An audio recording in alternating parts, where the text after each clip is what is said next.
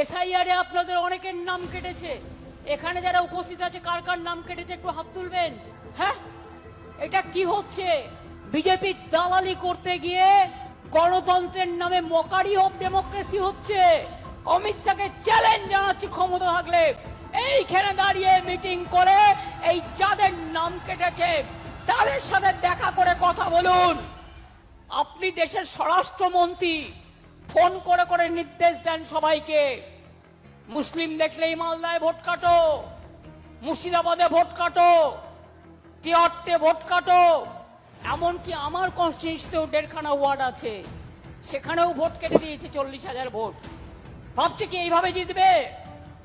সব অফিসারদের চেঞ্জ করে দিয়েছে, যাদের ঘেরাও করলো করে পালিয়ে গেল। আর মাঝখান থেকে স্থানীয় ছেলে মেয়েরা হ্যারাস হচ্ছে এনআইএর নাম করে। তারা 40 জন 50 জন লোকাল ছেলে মেয়েদের অ্যারেস্ট করছে।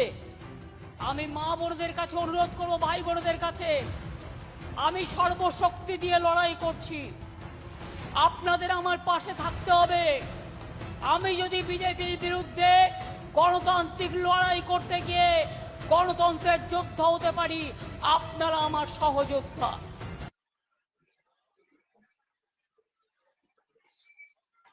নমস্কার, আমি নারায়ণ আর আপনারা দেখছেন জেটিভি বাংলা। আর আমাদের সঙ্গে আছেন জেটিভি বাংলার এডিটর জয়ন্ত বর্মন। আজকের আলোচনা হচ্ছে দিদি ইমোশনাল গেম খেলতে চাচ্ছে মুসলমানদের সঙ্গে। আর আজকে একটা জিনিস লক্ষ্য করেছেন, উনি বলছেন, জিজ্ঞাসা করছেন স্টেজে থেকে কার কার নাম বাদ দিয়েছে। ওখানে 2-3 হাজারই লোক ছিল, বাকি সব খালি চেয়ার ছিল। সেটাও আপনাদের দেখাবো আমরা কিরকম খালি চেয়ার পড়া ছিল। তো যে 2-3 হাজার লোক সামনের দিকে ছিল, সেই 2-3 হাজার লোকের হাত উঠিয়েছে। অর্থাৎ যাদের ভোটের নাম কেটে গেছে অলরেডি ওই এলাকার, তাদেরকেই ওই জনসভায় হাজির করে দিয়েছে। ওই 2-3 হাজার নাম হয়তো ওই এলাকায় কেটেছে, ওই 2-3 হাজার নাম, 2-3 হাজার নাম কাটার লোককেই ওই স্টেজের সামনে রেখেছে।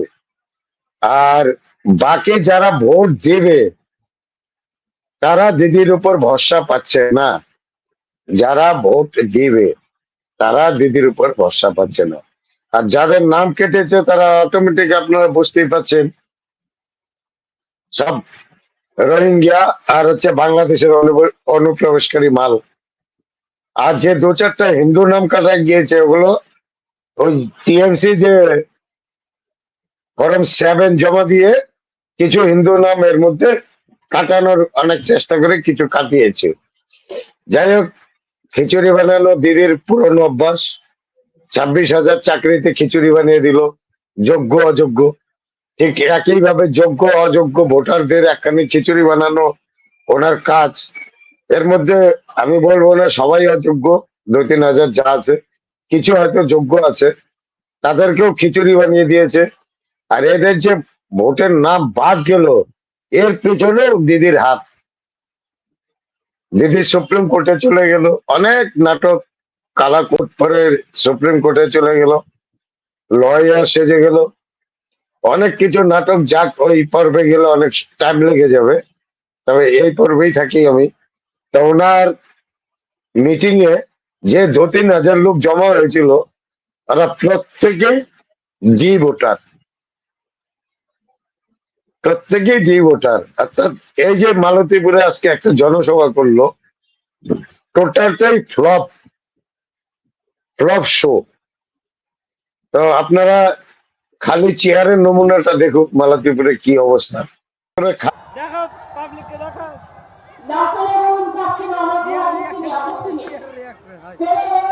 মমতা বন্দ্যোপাধ্যায় এসছে, তো দেখেন চেয়ারের অবস্থা সব চেয়ার মাল ফাঁকা পড়ে আছে।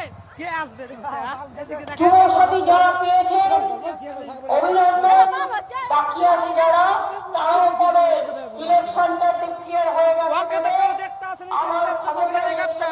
কি করবে? ও তো কারো ভালো করেনি না। ইলেকশন কমিশন বাংলাটাকে সর্বনাশ করে দিয়েছেন।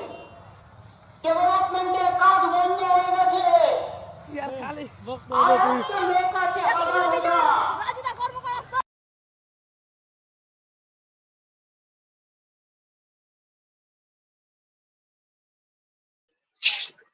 তো বুঝতে পেরেছেন কি অবস্থা? গোটা একটা জনসভা, বিরাট জনসভা, 3 দিন আগে থেকে মাইকিং, প্রচার, বাড়ি বাড়ি ওই লিফলেট বিতরণ, আসছে অগ্নিকন্যা মমতা ব্যানার্জি। আর জনসভার হাল দেখেছেন? ও 2-3 হাজার লোক সামনে এনে দাঁড় করিয়ে দিয়েছে তৃণমূলের পান্ডারা, যাদের একটাও ভোট নেই। ঠিক আছে, 2-3 হাজারে হাত খাড়া করে দিয়েছে, বলছে আমার নাম কাটা গেছে। তো বুঝতে পারছেন তো তো অবস্থা? তৃণমূল এখানে কংগ্রেস নেই। আমার যেটা বলার ছিল, এখানে হ্যাঁ, আমার যেটা বলার হলো যে এই যে লোকগুলাকে খাড়া করছে, সামনে আসছে, হাত উঠাচ্ছে, আমার নাম কাটা গেছে। তা হ্যাঁ, আমি তো বলবো ওইখানে হাত না উঠায় দিদি ওইখানে ছিল, ওইখানে ওনাকে ঘেরাও করার দরকার ছিল। ঘেরাও করে ওনার সঠিক কাছে জায়গায় গেছে। কৈফিয়তটা নেওয়া দরকার। ওনার ও কাছে তো কৈফিয়তটা ঠিক নেওয়া আছে। দরকার, কারণ উনারই এটা মেশিনারি কাজটা এটা করছিল। এটা সঠিক কেছিস। এরকম হওয়া উচিত ছিল। আসছে ভালো জায়গায়, আসছে একদম সঠিক জায়গায় আসছে। মমতা ব্যানার্জির সামনে আসছে, সঠিক জায়গায় আসছে। এখন এটার মধ্যে আরেকটু করার কি ছিল এদের? ওর কাছে কৈফিয়তটা নিয়ে নেওয়া উচিত ছিল যে আপনি যে সুপ্রিম কোর্টে গেলেন, কালা করলো কোট কি? পরে ঘুরলেন, করলেন কি আমাদের জন্য? আপনি তো বলছিলেন যে আমি যতক্ষণ আমার ভাই বোনদের নাম না উঠবে আমি ফর্ম অব্দি ফিল আপ করবো না, করবো না। আপনি তো আগে আগে আপনি ফর্ম ফিল আপ করে ফেলেছেন, আপনি তো আগেই ভোটার হয়ে গেছেন। তো আপনি না, তো ওনাকে বলছিলেন ফর্ম যে ফিল আপ আমি না করলেও নাম উঠে যেত। ফর্ম ফিল আপ না করলেও নাম এ- উঠে যেত, কারণ শুধু শুধু উস্কানো, শুধু খিচুড়ি বানানো, তাছাড়া তবে মমতা ব্যানার্জির আর কোনো কাজ নেই ভাই পশ্চিমবাংলায় ভাইপো বলেছিল ভাইপো এখন। বলেছিল ভাইপো বলেছিল যে একটা নাম কাটা গেলে আমি দিল্লিতে 1 লাখ লোক নিয়ে ধর্ণা দিব। তো ধর্ণা তো ছেড়া দাও, ধর্ণা তো দিতে পারলো না।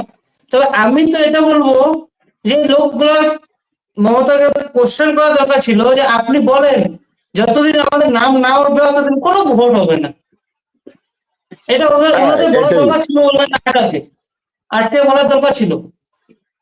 হ্যাঁ, আমি তো বলবো ওনাকে আপনার ভিডিও যারা এরপরে যদি কোনো সবাই এরকম ভাবে বলে, তাহলে ওনাকে ওইখানকার লোক ওনাকে ঘেরাও করে। কারণ ওনার জানি জন্য না খিচুড়ি আমাদের বানাচ্ছে, ভিডিও, ওনার আরেকটা দিন তো খিচুড়িটা বানাইছি। উনি খিচুড়ি বানায়। তবে জানি না আমাদের ভিডিও পশ্চিমবাংলার মুসলমানরা কতটুকু দেখে। অনেকে কমেন্ট করে, অবশ্য অনেক মুসলমান ভাইরাই দেখে, বিশেষ করে রাষ্ট্রবাদী ভাইরাই বেশি দেখে। তা আমি বলবো যারা দেখে, কেউ যদি এতটুকু অনুভব করতে পারে, এরপরে মমতা ব্যানার্জি যেখানে প্রোগ্রাম করতে যাবে, যারা ডি ভোটার হয়ে গেছে অলরেডি, তাদের সেই সভায় উপস্থিত হয়ে জবাবটা নিয়ে নেওয়া উচিত মমতা ব্যানার্জির কাছ থেকে, যে আপনি কি করলেন। বিজেপি পরিষ্কার পরিচ্ছন্ন ভাবে বলছে আমরা বাংলাদেশি রোহিঙ্গা আর অনুপ্রবেশকারীদের ভোটার লিস্ট মুক্ত, ভোটার লিস্ট থেকে বের করা দেখতে চাই, অর্থাৎ ত্রুটি মুক্ত ভোটার লিস্ট দেখতে চাই। আর যদি ত্রুটি যুক্ত বাংলাদেশি রোহিঙ্গা মুসলমানদের নিয়ে ভোটার লিস্ট বানানোর জন্য মরিয়া, তো কি করলো? মরিয়া হয়ে পারলো কি বাংলাদেশের, ওটা তো বাংলাদেশের যে বাংলাদেশ রোহিঙ্গাটা তো অনুপ্রবেশকারী বাঁচাতে পারলোই না। বাংলাদেশ আর রোহিঙ্গাটা তো বাঁচাতে পারলোই রোহিঙ্গাদের না। বাঁচাতে আর পারলো কি? উনার উনার যেহেতু এই পারলো না। বাঁচানোর জন্য পারলো না, তো বাঁচানোর জন্য যে আমি আমাদের কি বলছি, ইন্ডিয়ান আছে।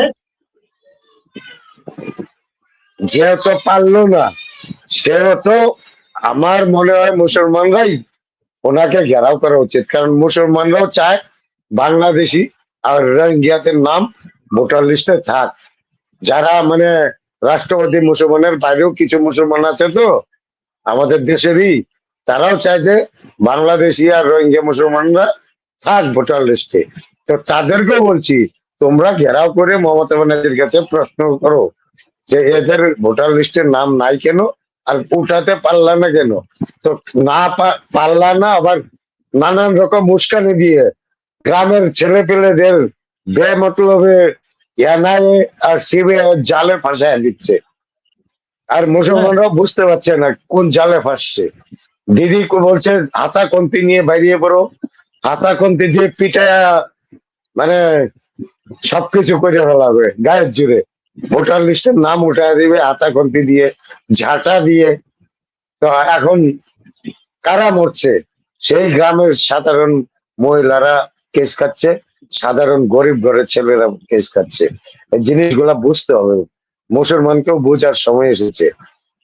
মমতা ব্যানার্জিকে আপনারা ক্ষমতায় এনেছেন, আর আপনাদের মানে ক্ষমতা আনার পরে দোদাল গাই, এখন আর দোদাল গাই না, এখন কি বানিয়ে দিয়েছে আপনাদের? দেখো, আমি গাধা বলি গাধা আমি বলি গাধা গাধা। তেলেঙ্গানা তেলেঙ্গানা হ্যাঁ, বিজেপি সরকার না, বিজেপি সরকার না। আমি তো মমতা ব্যানার্জি বলে আমার কংগ্রেসের ভাইয়ের সরকার, আমার ভাইয়ের সরকার কংগ্রেসের মমতা সরকার, ব্যানার্জি বলে কংগ্রেসের তেলেঙ্গানা সরকার, ওরা ইসে তো ভাই না।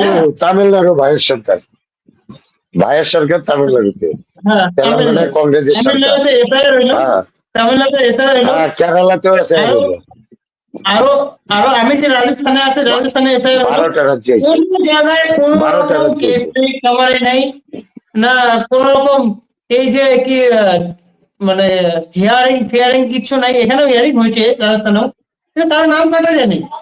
আমার সঙ্গে জব করে না মুসলিম, আমার সঙ্গে জব করে মুসলিম, হিয়ারিং আসছে, হিয়ারিং গেল, নাম উঠে গেল রাজস্থানের বাসিন্দা। কোনো এনে ডিলেটে কোনো নামই নেই, কোনো ঝগড়া নেই, কোনো ঝামেলা নেই, সব ফাইনাল হয়ে গেছে। তা আমাদের পশ্চিমবঙ্গে কি আর কি দুনিয়ার বলে এসে এই যে কি বলে হিয়ারিং, প্রথমে হিয়ারিং, তারপরে হাইকোর্ট, সুপ্রিম কোর্ট, তারপরে এই কি কি এখন আবার বলে ডিলে, আন্ডার জুডিশিয়াল। এখনো বাকি আছে, আজকে এখনো অনেক আজকে কিছুই বাকি আছে, কিছুক্ষণ আগের খবর, এখনো অনেক কিছু কিছুক্ষণ বাকি আগে আছে, কিছুক্ষণ আগে এখনো একটা আপডেট অনেক দিয়েছি, কিছু বাকি। কিছুক্ষণ আগে আপডেট দিয়েছি 52 লক্ষ নামের নিষ্পত্তি হয়ে গেছে, যেখানে 20 লক্ষ নাম অলরেডি ডিলেট, মাত্র 30 লাখ নাম হচ্ছে। তাহলে প্রথমে আপডেট যখন দিয়েছে, ফর্ম ফিল আপ গুলো হচ্ছিল, প্রথমে যখন ফর্ম ফিল আপ গুলো হচ্ছিল, তখনই যদি এই খিচুড়ি গুলো তখন না করতো, 58 যদি লক্ষ খিচুড়ি তরুণ গুলো না দিয়েছে, করতো, তখন তাহলে তো এগুলো 30টা। হতো না। মমতা মমতা ব্যানার্জি যেটা চাইছিল তার বিপরীত হয়ে গেছে, ঠিক আছে। এবার বুঝতে পারছে যে আমি যা করছি সম্পূর্ণ ভুল, এখন খালি ভুলভাল বকছে, যেখানে যাচ্ছে পাগলের মতো বকছে।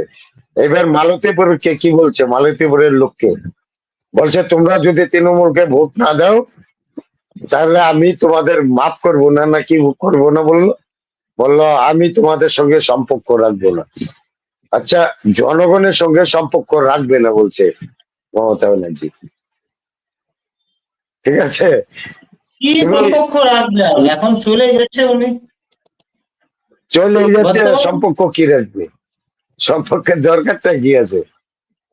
এখন চলে গেছে তুমি উনি। যেতে পারো সে জগন্নাথ মন্দিরের সিঁড়িতে বসা, ওই হুমায়ুন কবির বলছে একটা থালি নিয়ে নিও, আর ভুল বললা, জগন্নাথ মন্দিরের সিঁড়িতে বসে যে ভুল বললা। আমি বলি শোনো, যদি সরকারটা চলে যায় না, 6 মাসের মধ্যে বিহারে লাগু হয়েছে না, যেমন ভিতরে বাইরে ভিতরে বাইরে হচ্ছে, 6 মাসের মধ্যে, আমি তো বলবো একবার 6 জেলে মাসের একবার মধ্যে। বেলে, হ্যাঁ, এটা চলবে না, এটা হবে একবার পাক্কা। জেলে একবার বেলে। হ্যাঁ, তবে দিদির তো শরীরটাও বেশি ভালো না, ব্রেনটাও অসুস্থ। আমি তো দিদির জন্য একটু ইমোশনাল হয় আমারও, যে এত চুরি, এত জোর চুরি, মানুষের উপর অত্যাচার চালিয়ে যেতে পারলো দিদি, এটাও তো দেখার বিষয়। আচ্ছা, একটা কল আসছে, কলটা ওঠে।